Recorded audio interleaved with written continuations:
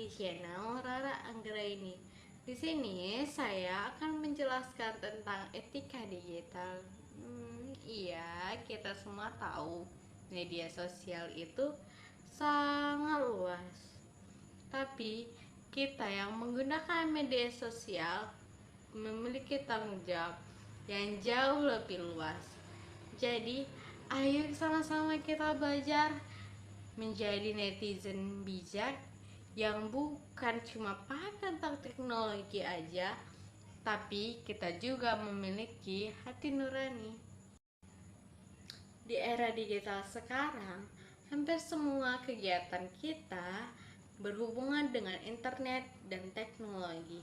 Mulai dari komunikasi melalui media sosial, berinteraksi online, dan hingga mencari informasi-informasi penting lainnya di internet. Namun, dalam menggunakan teknologi, kita memiliki aturan dan norma yang harus kita patuhi agar interaksi kita tetap positif, aman, dan bermanfaat untuk kita semua. Jadi, secara umum, pengertian etika digital adalah prinsip dan nilai yang mengatur perilaku seseorang saat berinteraksi di media digital, dan etika ini membantu kita untuk memahami bagaimana menggunakan teknologi dengan benar, menghargai orang lain, serta menjaga keamanan dan privasi kita di dalam dunia maya. Adapun pendapat para ahli, Budi Harjo, pakar dari IT Indonesia, menekankan bahwa kesadaran keamanan cyber dan bertanggung jawab di dunia maya itu kunci utama dalam etika digital. Dan Renault Gold tahun 2000 menjelaskan bahwa etika digital berkaitan dengan kesadaran kritis dalam berinternet, termasuk bagaimana seseorang bertanggung jawab atas informasi yang dibagikannya. Di Indonesia, literasi digital dikembangkan oleh berbagai lembaga, salah satunya ialah Kementerian Komunikasi dan Informasi melalui program literasi digital yang mencakup 4 aspek utama. Yang pertama, cakap bermedia digital, kemampuan menggunakan teknologi secara efektif. 2. Budaya bermedia digital, memahami dampak teknologi dalam kehidupan sosial. Yang ketiga, etis bermedia digital atau menjalankan aktivitas digital dengan norma dan aturan yang berlaku. Yang keempat, aman bermedia digital, yang dimaksud dengan melindungi diri dari ancaman di dunia digital. Dari keempat aspek ini, kita akan lebih fokus membahas etika digital dan bagaimana cara menerapkannya dalam kehidupan sehari-hari. Etika digital memiliki beberapa aspek utama yang perlu kita pahami agar dapat menggunakan teknologi dengan bijak dan bertanggung jawab. Berikut adalah aspek-aspek tersebut. Yang pertama ialah netiquette. Netiquette adalah aturan atau tata krama dalam berkomunikasi di dunia digital. Sama seperti di dunia nyata, kita juga harus bersikap sopan dan menghormati orang lain saat berkomunikasi di media sosial, email, forum diskusi, atau platform digital lainnya. Beberapa aturan dalam netiquette antara lain yaitu gunakan bahasa yang sopan dan jelas saat berkomunikasi. Yang kedua, jangan menggunakan huruf kapital berlebihan karena bisa dianggap sebagai teriakan. Yang ketiga, hindari menyebarkan informasi pribadi orang lain tanpa izin, seperti nomor telepon atau alamat rumah. Yang keempat, perbedaan pendapat. Jika ada perbedaan pandangan, diskusikan dengan cara yang baik tanpa menyerang secara pribadi. Yang kelima, jangan menyebarkan hoax atau berita bohong. Cara selalu cek sumber informasi sebelum membagikannya. Dengan menerapkan etiket, kita bisa menciptakan lingkungan digital yang lebih sehat, nyaman untuk semua orang. Yang kedua, waspada terhadap konten negatif. Di internet, kita bisa menemukan berbagai jenis konten. Sayangnya, tidak semua konten bersifat positif atau bermanfaat. Ada banyak konten negatif yang beredar, seperti hoax atau berita palsu, yang bisa menyesatkan masyarakat. Ujaran kebencian yang menyerang individu atau kelompok tertentu. Cyberbullying, yaitu perundungan yang dilakukan di dunia maya. Konten pornografi dan kekerasan yang bisa berdampak buruk bagi anak-anak dan remaja. Sebagai pengguna internet, kita harus bijak dalam memilih informasi. Berikut langkah yang bisa kita lakukan. Yang pertama ialah verifikasi informasi sebelum membagikannya. Gunakan sumber yang terpercaya dan cek kebenarannya di situs pemeriksaan fakta seperti Tunerback Hoax ID atau Cek Fakta Kominfo. Yang kedua, laporkan konten negatif ke platform terkait jika menggunakan sesuatu yang melanggar etika digital. Yang ketiga, hindari menyebarkan konten provokatif yang dapat memicu konflik dan perpecahan. Dengan lebih berhati-hati terhadap konten negatif, kita bisa membantu menciptakan ekosistem digital yang lebih aman dan bermanfaat bagi semua orang. 3. Interaksi yang bermakna di ruang digital. Selain menghindari konten negatif, kita juga harus berusaha membangun interaksi yang bermakna di ruang digital. Bagaimana caranya? Adapun caranya ialah gunakan media sosial untuk berbagi hal positif, seperti pengalaman bermanfaat, edukasi, dan motivasi. Yang kedua, dukungan kampanye atau gerakan sosial yang baik, misalnya kampanye lingkungan, literasi digital, atau kesehatan mental. Yang ketiga, bangun relasi yang baik dengan orang lain di dunia digital dengan menghargai perbedaan pendapat dan bersikap terbuka terhadap diskusi. Yang keempat, memanfaatkan platform digital untuk belajar dan berkembang, seperti mengikuti kursus online atau bergabung dengan komunitas yang mendukung perkembangan diri. Dengan membangun interaksi yang bermakna, kita bisa menggunakan teknologi digital dengan lebih positif dan produktif. 4. Bijak dalam berinteraksi dan bertransaksi digital. Di era digital, banyak transaksi yang dilakukan secara online, seperti belanja di marketplace, transfer uang, atau investasi digital. Namun, ada banyak kasus penipuan online, seperti pencurian data dengan modus email atau pesan palsu, scam investasi bodong yang menjanjikan keuntungan besar dalam waktu singkat. Marketplace phone seperti penipuan dalam jual beli online. Agar aman dalam berinteraksi digital, kita perlu menerapkan prinsip berikut. Gunakan platform yang terpercaya saat berbelanja online atau melakukan transaksi keuangan. Jangan sembarangan memberikan data pribadi seperti nomor rekening atau password.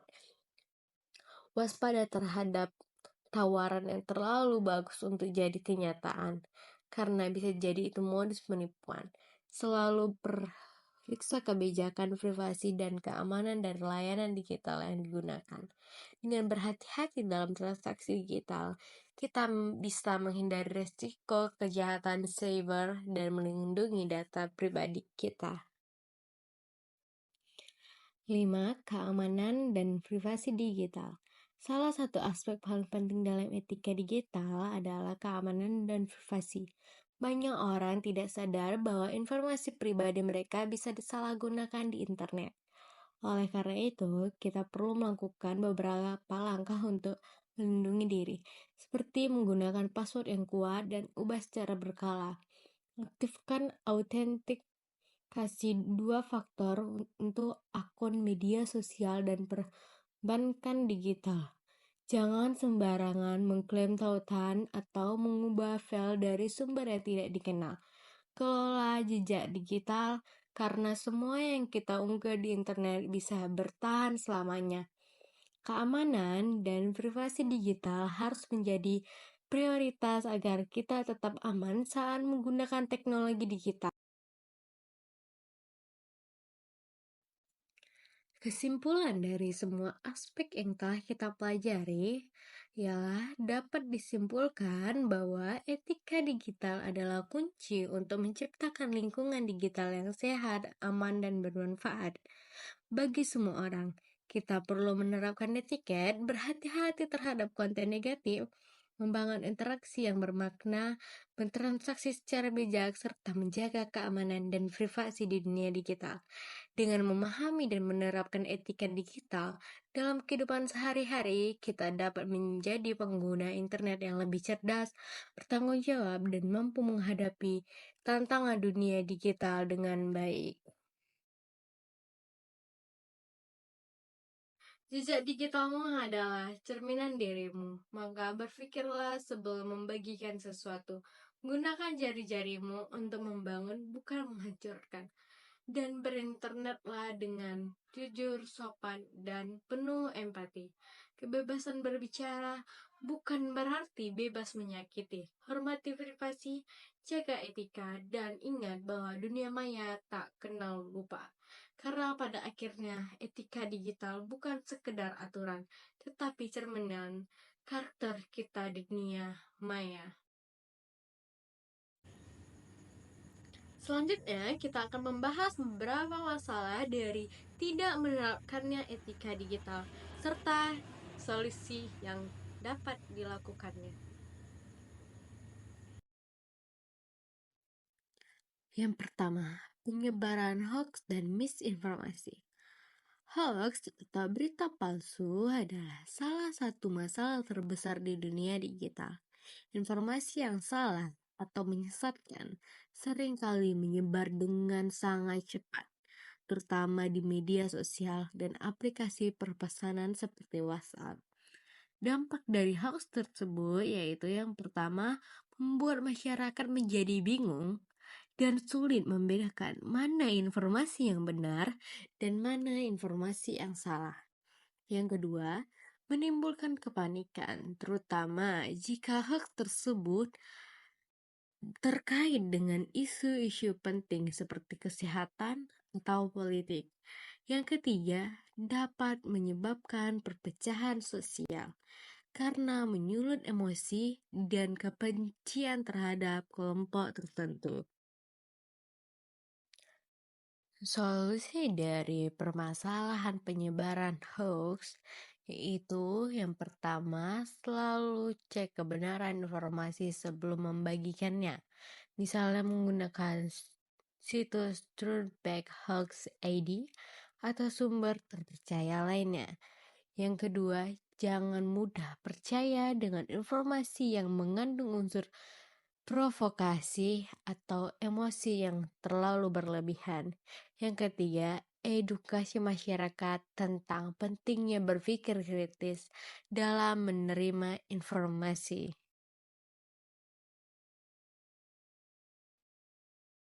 Yang kedua ialah masalah ujaran kebencian dan cyberbullying.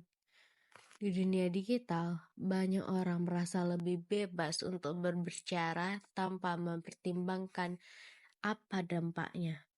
Akibatnya, ujar kebencian dan perundungan cyber sering terjadi. Contoh kasusnya, komentar bernada rasis atau diskriminatif terhadap kelompok tertentu. Perundungan di media sosial yang membuat korban merasa tertekan, bahkan hingga depresi, dan penyebaran fitnah dan pelecehan terhadap individu atau kelompok tertentu. Dampak dari ujaran kebencian dan cyberbullying. Yang pertama, merusak mental dan harga diri korban. Yang kedua, memperburuk hubungan sosial dan meningkatkan konflik di masyarakat, serta bisa berujung pada tindakan hukum. Karena di Indonesia, ujaran kebencian dapat dikenakan sanksi berdasarkan Undang-Undang IT. Solusi dari masalah ujaran kebencian ini ialah jangan ikut menyebarkan komentar negatif atau menyerang orang lain di media sosial. Jika menjadi korban, laporkan ke platform terkait atau gunakan jalur hukum jika diperlukan. Dan dukung kampanye anti-bully dan ajarkan orang lain untuk berkomunikasi dengan lebih sopan di dunia digital. Yang ketiga adalah masalah pelanggaran privasi dan penyalahgunaan data. Banyak orang tidak menyadari bahwa informasi pribadi mereka bisa disalahgunakan di dunia digital, mulai dari pencurian identitas hingga penyalahgunaan data untuk kepentingan bisnis atau kriminal. Contoh pelanggaran privasinya adalah data pribadi pengguna disalahgunakan oleh aplikasi atau perusahaan tanpa izin. Foto dan video pribadi tersebar tanpa persetujuan pemilik.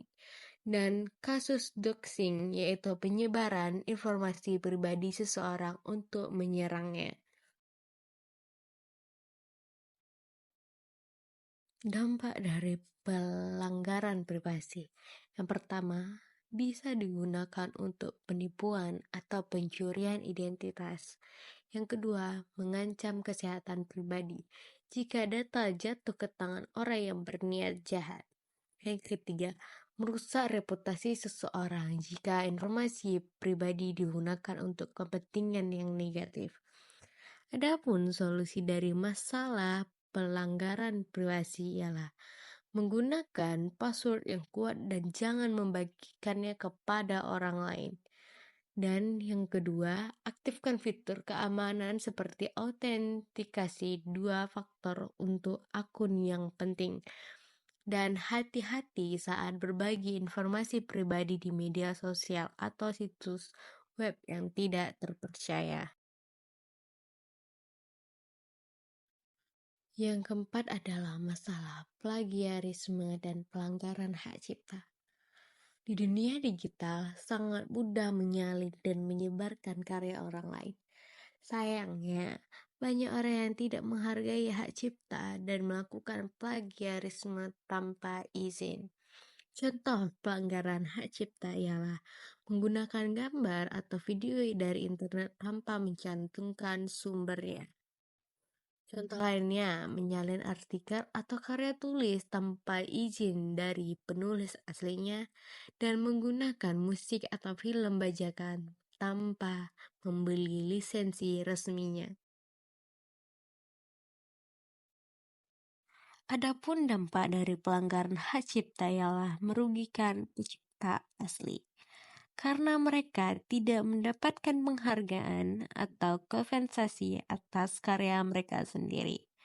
Yang kedua, bisa menimbulkan tuntutan hukum karena hak cipta dilindungi oleh undang-undang.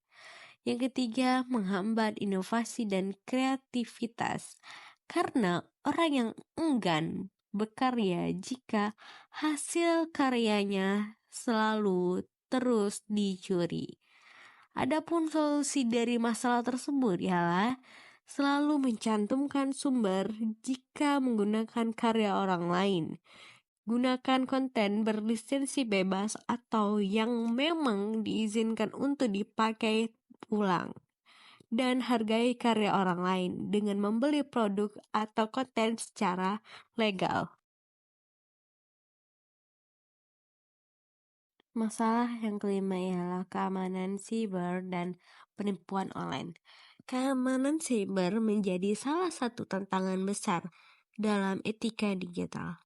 Banyak orang menjadi korban kejahatan siber karena kurangnya kesadaran akan ancaman di dunia digital. Jenis ancaman keamanan siber yang pertama itu phishing, email atau pesan palsu yang mencoba mencuri data pribadi penggunanya. Yang kedua, scam investasi bodong. Tawaran investasi dengan keuntungan besar dalam waktu singkat. Padahal itu adalah penipuan. Yang ketiga adalah malware dan hacking. Perangkat atau akun diretas oleh pihak yang tidak bertanggung jawab.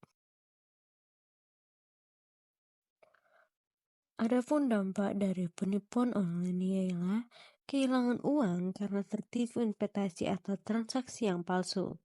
Data pribadi bisa dicuri dan digunakan untuk kejahatan-kejahatan lain.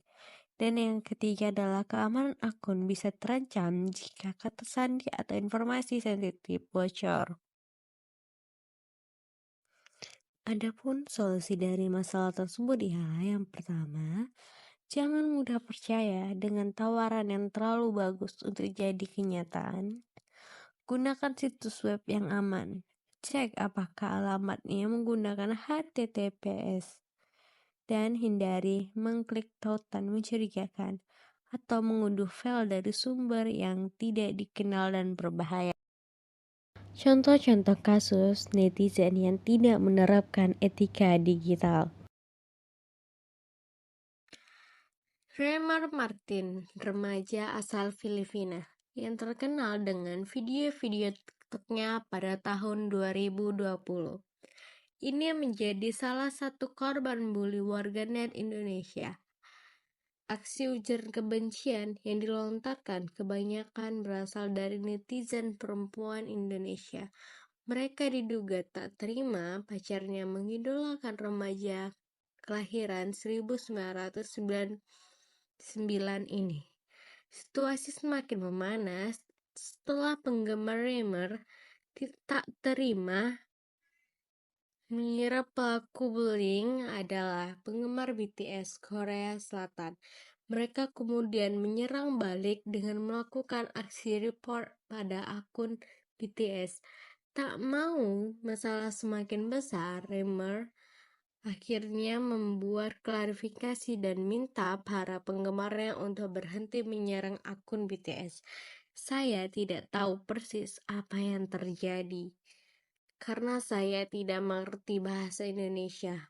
Untuk semua penggemar BTS, saya minta maaf atas apa yang dilakukan penggemar saya, itu kata Rimer Martin.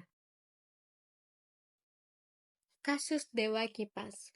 Levi Rosman sempat menggembok dan mengubah akun Twitternya menjadi privat karena diserbu netizen Indonesia. Hal itu terjadi setelah insiden pertandingan catur online melawan Dadang Subur alias Dewa Kipas di platform chess.com. Pendukung Levi menuduh Dadang Subur melakukan kecurangan untuk mengalahkannya. Mereka lalu membuat laporan supaya akun Dewa Kipas diblokir. Meskipun akun Levi Rosman sudah dikunci, namun jejak komentar warganet masih bisa ditemukan. Banyak yang melontarkan kata kasar dan umpatan, beberapa bahkan menggunakan kata-kata bernada rasis dan provokasi. Netizen menyerang akun Microsoft. Serbu akun Microsoft inilah awal mula netizen Indonesia mendapat predikat paling tak sopan di Asia Tenggara, yaitu titel yang diberikan oleh Microsoft pada awal Maret 2021. Akun Instagram resmi Microsoft mendadak menutup kolom komentarnya tanpa alasan. Ada dugaan kolom komentar ditutup setelah dibanjiri komentar berbahasa Indonesia terkait hasil surveinya yang menyebut netizen Indonesia di Asia Tenggara. Sayangnya, serbuan komentar-komentar tersebut bernada negatif sehingga justru terkesan membenarkan label tidak sopan tersebut. Han Sohee disebut dengan caplakor. Han Sohee dalam drama The World of the Married digambarkan sebagai orang ketiga dalam hubungan pernikahan seorang dokter. Akibat kepintarannya membawakan peran di drama tersebut, dirinya mendapatkan komentar tak menyenangkan. Banyak netizen Indonesia akhirnya terbawa suasana kehidupan nyata, sampai akhirnya membenci karakter pelakor dalam drama itu yang diperankan oleh Han Sohee. Mereka mencibir hingga memaki Han Sohee di akun Instagram resmi miliknya. Adapun undang-undang yang berkaitan dengan etika digital, yang pertama adalah Undang-Undang Nomor 11 Tahun 2008 tentang Informasi dan Transaksi Elektronik dan pengubahannya Undang-Undang Nomor 19 Tahun 2016. Undang-undang ini jadi dasar utama etika digital di Indonesia. Beberapa pasal penting yaitu pasal 27 ayat 3 yang berbunyi setiap orang dengan sengaja dan tanpa hak mendistribusikan dan atau mentransmikasikan dan atau membuat dapat diaksesnya informasi elektronik dan atau dokumen elektronik yang memiliki muatan penghinaan atau pencemaran nama baik. Pasal 28 ayat 1 berbunyi, setiap orang dengan sengaja dan tanpa hak menyebarkan berita bohong dan menyesatkan yang mengakibatkan kerugian konsumen dalam transaksi elektronik. Pasal 28 ayat 1. Setiap orang dengan sengaja dan tanpa hak menyebarkan informasi yang ditujukan untuk menimbulkan rasa kebencian atau permusuhan individu dan atau kelompok masyarakat tertentu berdasarkan atas suku, agama, ras, dan antar golongan. Pasal 29. Setiap orang dengan sengaja dan tanpa hak mengirimkan informasi elektronik dan atau dokumen elektronik yang berisi ancaman kekerasan atau menakut-nakuti yang ditunjukkan secara pribadi. Undang-undang yang kedua adalah Undang-Undang Nomor 27 Tahun 2022 tentang Perlindungan Data Pribadi. Undang-undang ini berfokus pada perlindungan data pribadi agar tidak disalahgunakan. Pada pasal 1 ayat 1, data pribadi adalah setiap data tentang seseorang yang teridentifikasi atau dapat diidentifikasikan secara tersendiri atau dikombinasikan dengan informasi lainnya, baik secara langsung maupun tidak langsung, melalui sistem elektronik atau non-elektronik. Pasal 20 ayat 1. Setiap pengendalian data pribadi wajib memperoleh persetujuan yang sah dari subjek data pribadi dalam memproses data pribadi miliknya. Pasal 58 ayat 1. Setiap orang yang dengan sengaja dan melawan hukum memperoleh atau mengumpulkan data pribadi yang bukan miliknya dengan maksud untuk menguntungkan diri sendiri atau orang lain yang dapat mengakibatkan kerugian bagi subjek data pribadi dipidana dengan pidana penjara paling lama 5 tahun dan pidana denda paling banyak 5 miliar rupiah. Pasal 310 dan 311 KUHP tentang pencemaran nama baik. Pasal 310 KUHP ayat 1. Barang siapa sengaja menyerang kehormatan atau nama baik seseorang dengan menuduh dia melakukan suatu perbuatan dengan maksud agar hal itu diketahui umum, dihukum karena pencemaran nama baik dengan pidana paling lama 9 bulan atau denda. Ayat 2. Jika dilakukan dengan tulisan atau gambar yang disebarkan, dipertunjukkan atau ditempelkan di depan umum, ancamannya meningkat jadi penjara 1 tahun 4 bulan. Ayat 3. Tapi tidak dianggap pencemaran kalau yang disampaikan itu demi kepentingan umum atau terpaksa untuk membela diri. Pasal 311 KUHP. Kalau seseorang melakukan pencemaran nama baik seperti di pasal 310 dan ternyata tuduhan tidak benar, maka dia bisa dihukum karena fitnah dengan ancaman paling lama adalah 4 tahun. Jadi intinya, kalau kamu menuduh orang lain dengan maksud menjatuhkan nama baiknya, apalagi di depan umum atau media sosial, dan ternyata tidak benar, bisa dijerat 2 pasal itu. Tapi kalau kamu menyampaikan sesuatu demi kebenaran atau membela diri, bisa jadi tidak dihukum.